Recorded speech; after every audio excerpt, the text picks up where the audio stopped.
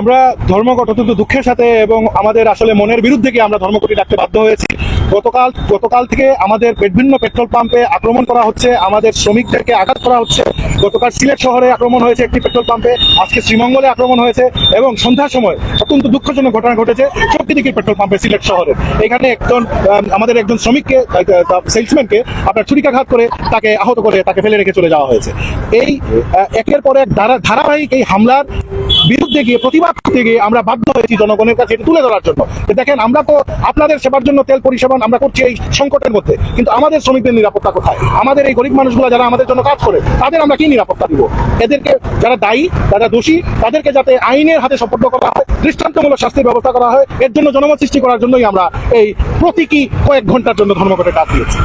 এই যে আপনারা ধর্মঘটের ডাক দিয়েছেন, মন্ত্রণালয়ের মন্ত্রী হচ্ছেন মানিক বসে বলছি, তাদেরকে কি বিষয়টি অবগত করেছেন কিনা আপনারা? আমরা তাদের সাথে আনুষ্ঠানিকভাবে বসার সুযোগ হয় নাই, যেহেতু ওনারা আসার পর বিভিন্ন ধরনের কর্মসূচি ওনাদের ছিল। আমরা আশা করছি কালকে ওনারা সিলেটের বাইরে থাকবেন, আমরা তাদেরকে আনুষ্ঠানিকভাবে অবশ্যই জানাবো এবং আমরা আশা করব সিলেটের জ্বালানি সংকট সমাধানে ওনারা এমন একটি পদক্ষেপ গ্রহণ করবেন যা একটি দৃষ্টান্ত হবে। আমার জ্বালানি আমার শহরে উৎপন্ন হয়, আমার শহরের মানুষ জ্বালানি পাচ্ছে না, এটি একটি বৈষম্য আমি মনে করি। সিলেটের জেলা প্রশাসক মহোদয়কে আপনারা কিন্তু স্মারকলিপি দিয়েছেন, আসলে এর থেকে কি জবাব পেয়েছেন আপনারা? জেলা প্রশাসক সাহেব অত্যন্ত আন্তরিকভাবে আমাদের যে মতামতগুলো ছিল এগুলোকে যৌক্তিক বিবেচনায় উনি উচ্চ পর্যায়ে পাঠিয়েছিলেন, কিন্তু বিপিসি তাদের সিদ্ধান্ত থেকে সরছে না। তারা একটি অযৌক্তিক, অবাস্তব, অবান্তর একটি কোটা সিস্টেমের মাধ্যমে কোম্পানিগুলোর হাত পা বেঁধে দিয়েছে, সরকারি কোম্পানিগুলো। তারা কিন্তু বিপণনে অভিজ্ঞ, তাদেরকে বিপণনের দায়িত্ব থেকে সরিয়ে বিপিসি স্বয়ং সেই দায়িত্ব অবতীর্ণ হয়েছে এবং বাস্তবতা বিবর্জিত থাকায়, মাঠের কোনো খবরও দেখাতে না থাকায় তারা এমনভাবে বিপণন নীতি প্রণয়ন করেছে, এটিতে আসলে পেট্রোল পাম্পগুলোর জন্য এই তেল উত্তোলন করে আনা কোনো ইকোনমিক সেন্স মেক করে না। আজকের যে হামলাগুলো হয়েছে এই বিষয়ে আইনিভাবে বিষয়গুলো দেখছেন? আমরা পুলিশ প্রশাসনকে অবহিত করেছি, তারা আমাদের আশ্বস্ত করেছেন যে সন্ত্রাসীকে চিহ্নিত করা হয়েছে এবং তারা চেষ্টা করছেন তাকে যাতে আইনের হাতে সোপর্দ করার, যত দ্রুত সম্ভব সোপর্দ করার চেষ্টা করছেন। পেট্রোল এবং অকটেন তো সিলেটের মাটিতে উৎপাদিত হয়, তাহলে পেট্রোল এবং অকটেন কেন আসলে কোটা ভিত্তিক করা হয়েছে এবং সেটা স্বল্প পরিসরে বন্টন করা হচ্ছে? আপনাদের গণমাধ্যমকে আমি আহ্বান করছি, আপনারা সিলেটের 3টি ডিপোতে আপনারা যান, আপনারা প্রশ্ন করেন, আপনাদের জানার অধিকার রয়েছে, অধিকার আইন অনুযায়ী আপনারা জানেন সেখানে কি পরিমাণ তেল মজুদ আছে। এই মজুদগুলো ওরা কার জন্য রাখতেছে? এই এলাকার জনগণকে ওরা বঞ্চিত করে এই মজুদগুলো কি জন্য ওনারা খাতায় দেখাচ্ছে? এই মজুদ তো মানে সারা জীবনের জন্য নয়, সিলেট গ্যাস ফিল্ড তেল উৎপন্ন করে, রশিদপুর রিফাইনারি থেকে আমাদের তেলগুলো উৎপন্ন হচ্ছে। তো তাহলে আমাদের তেল কেন দিতে সমস্যা? অকটেন পেট্রোলের তো কোনো ঘাটতি বাংলাদেশে নাই, বাংলাদেশে ঘাটতি আছে ডিজেলের। তারপরেও সরকারের যে কৃচ্ছ্রতা নীতি, অর্থাৎ 25% কম আমরা বিপণন করব, আমরা এটিতে রাজি আছি, কিন্তু আমাদেরকে সেই বিপিসির যে বিপণন নীতি সেই অনুযায়ী আমরা 50% পাচ্ছি না। সিলেটের তেল আমরা সিলেটের মানুষ পাচ্ছি না, এটি একটি ভাবার বিষয়। আসলে এটির পিছনে কোনো উদ্দেশ্য প্রণোদিত কোনো সরকারি কর্মকর্তা রয়েছেন কিনা এই বিষয়ে খতিয়ে দেখার আসলে এখন সময় এসেছে। সিলেটে যে আসলে কি ধরনের ঘটনা ঘটেছিল, কি কারণে ঘটেছিল, কি কারণে সেটি হয়েছে যে সন্ধ্যার সময় ইফতারের আগ মুহূর্তে ওনাকে লাইনে দাঁড়ানোর অনুরোধ করা হয়েছিল, উনি লাইনে দাঁড়াতে চান নাই, উনি বিক্ষিপ্ত হয়ে ক্ষুব্ধ হয়ে ছুরিকাঘাত করেছেন। আমরা যদি আরেকটু বিষয় জানতে চাই, আপনারা যে 2 লিটার করে সীমাবদ্ধ করে দেওয়া হয়েছে সেই বিষয়টি কি ক্ষমতা পাওয়া যায়? দেখেন, এই যে 2 লিটার করে সীমাবদ্ধ করে দেওয়া হয়েছে, 10 লিটারের সীমাবদ্ধ দিয়েছে, বিভিন্ন যানের জন্য বিভিন্ন নীতি ওনারা আরোপ করে দিয়েছে। এটি আমরা করিনি। আমরা তেল থাকা সত্ত্বেও যে আমাদেরকে নির্দেশনা দেওয়া হয়েছে এর উপরে আপনি দিতে পারবেন না, দিলে আপনার লাইসেন্স ক্যান্সেল হবে। কারণ আমার কাছে তেল আছে, আমি তো দিতে পারছি না, তেল দরকার আছে। তো এখন এই যে বিপিসির যে নীতিগুলোকে আমি অবাস্তব বলছি, আপনি একটু চিন্তা করে দেখেন, যারা রাইড শেয়ার করে লক্ষ লক্ষ মানুষ, তারা কিভাবে তাদের পেট চালাবে?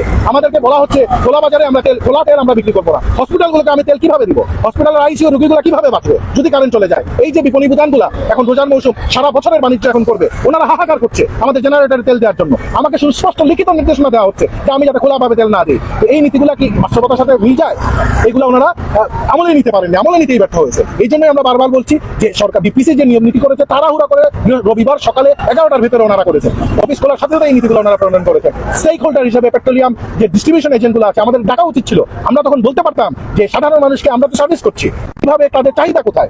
আমাদের এই রাইডার ভাইরা বলেন, আমাদের হসপিটালগুলো বলেন, বিপণী বিতানগুলো বলেন, তাদের চাহিদা কিভাবে আমরা পূরণ করবো? এটা তো একটা বাস্তবতার সাথে কোনো মিল নাই ওদের। সংগঠনটির ভারপ্রাপ্ত সভাপতি হিসেবে পেশার আদান আসিম ভাই যে বিষয়টি জানতে চাই, আপনাদের এই যে ধর্মঘট কর্মসূচি দিয়েছেন সেটি কতদিন পর্যন্ত চলমান থাকবে? দেখেন, এই ধর্মঘটটা শুধু একটি প্রতীকী ধর্মঘট। আমাদের তো বেশিরভাগের কাছে তেলই নাই, আমার খোলা থাকলেও আপনারা আমি তেল দিতে পারতাম না। আজকে আমাকে 4,500 লিটার দেওয়া হয়েছে, আমার জায়গায় চাহিদা আছে দৈনিক 15,000, সেখানে আমাকে দেওয়া হয়েছে 4,000। আমার তো বিকালেই শেষ হয়ে গিয়েছে তেল। আমার অন্যান্য যে মালিকরা যারা আছে, পেট্রোল পাম্পগুলো যেগুলো আছে আমাদের, তাদেরকে কেউ বলা হচ্ছে 1,000 লিটার নেওয়ার জন্য, কাউকে বলা হচ্ছে 2,000 লিটার নেওয়ার জন্য, অথচ আমাদের গাড়িগুলো আছে 9,000 লিটারের। 2 টাকা কমিশন পাই। আমি যদি 2000 লিটার তেল আনতে গিয়ে 9000 লিটারের জ্বালানি খরচ আমার জ্বালাইতে হয়, ট্রাক নিয়ে আসতে হয়, এটা কি এনে আমি বিক্রি করতে পারবো? এই যে ক্ষতি যেটা হবে সেটাকে আমি ভর্তুকি দিব? যদি দিতে হয় বলেন আমরা দিব, দেশের স্বার্থে রাষ্ট্রের স্বার্থে আমরা এটি করবো। কিন্তু অনেক পেট্রোল মালিক তো তার লস স্বীকার করে তো মাল উত্তোলন করবে না। কালকে যে সমস্যাটা যেটি হচ্ছে, আসল যে বিষয়টা ধর্মঘট আসলে প্রতীকী বিষয়, আমরা 2টার সময় মানে উঠিয়ে দিব এটি ইনশাআল্লাহ, কিন্তু তেল তো থাকবে না।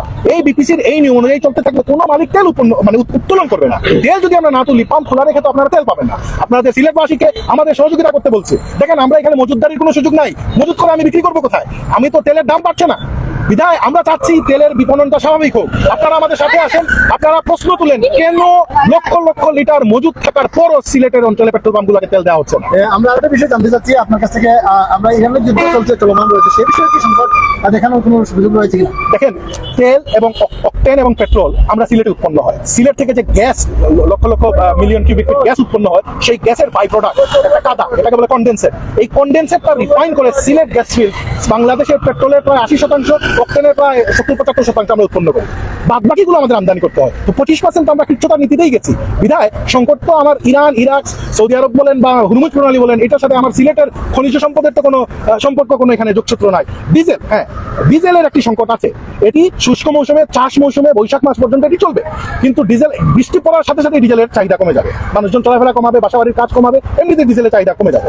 তো এই ডিজেল সংকটটা আছে, বাট এই সংকট মোকাবেলা করার জন্য সরকার প্রস্তুত।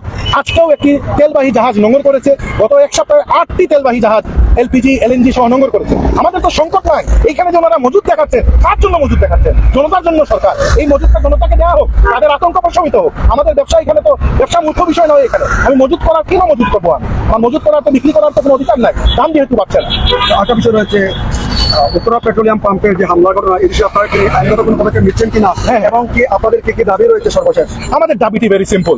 আমরা যে দোষী ব্যক্তি, তাকে যদি চিহ্নিত করা হয়ে থাকে, তাকে আইনের হাতে সোপর্দ করা হোক, তাকে দৃষ্টান্তমূলক শাস্তি বাংলাদেশে প্রচলিত আইন অনুযায়ী দেওয়া হোক, যাতে আমাদের শ্রমিকের উপর যাতে কোনো আক্রমণ না হয়, সাধারণ জনতার উপর যাতে কোনো আক্রমণ না হয়। এই ধরনের মেন্টালিটি সমাজ থেকে চলে যায়। 1 এবং 2, বিপণন নীতিতে সিলেটবাসী আমাদের সহযোগিতা করেন। এই বিপণন নীতি বৈষম্যমূলক। এরা ইচ্ছাকৃতভাবে এই বিপণন নীতির মাধ্যমে সিলেটে তেলের সংকট তৈরি করছে। আপনারা দয়া করে এটি বোঝার চেষ্টা করুন। এই বিপণন নীতি পরিবর্তন করতে হবে। সিলেটকে পর্যাপ্ত তেল দিতে হবে। আমার তেল আমাকে দিতে হবে প্রথমে। সিলেট অঞ্চলের তেলের সরবরাহ নিশ্চিত করতে আপনারা আমাদের সহযোগিতা করুন।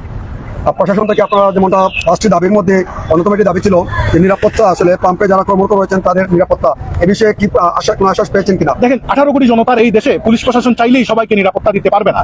পুলিশ প্রশাসন যথেষ্ট আন্তরিক, এটি প্রমাণ আমরা গতকালকে পেয়েছি। 999 কল দেওয়ার 15 মিনিটের ভিতরে পুলিশ এসে উপস্থিত হয়েছে।